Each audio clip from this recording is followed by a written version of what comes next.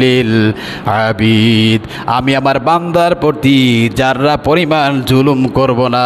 জোরে বলি সুবহানাল্লাহ, আল্লাহু আকবার। আল্লাহ বলছেন আমি আমার বান্দার প্রতি যারা পরিমাণ জুলুম করব না, সরিষা পরিমাণ জুলুম করব না।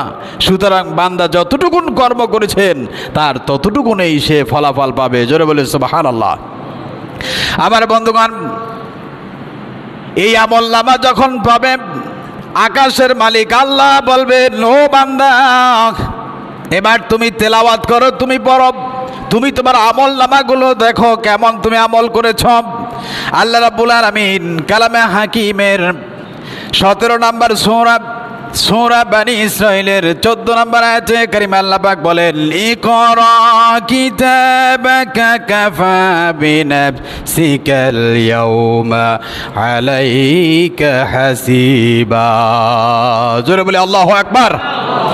আল্লাহ পাক বলেন ইকরা মানে পড়ো, কিতাবাকা তোমার কিতাব, কাফা বিনাফসিকাল ইয়াউম আজকে তুমি তোমার হিসাব নেওয়ার জন্য তুমি নিজেই যথেষ্ট। সুবহানাল্লাহ। তুমি তোমার নিজের আমলনামা পেশ করার জন্য নিজেই যথেষ্ট। কাফা বিনাফসিকাল ইয়াউম, আজকে আর কারো কোনো প্রয়োজন নাই। এরপর আমার বন্ধুগণ, পৃথিবীতে মানুষ বাঁচার জন্য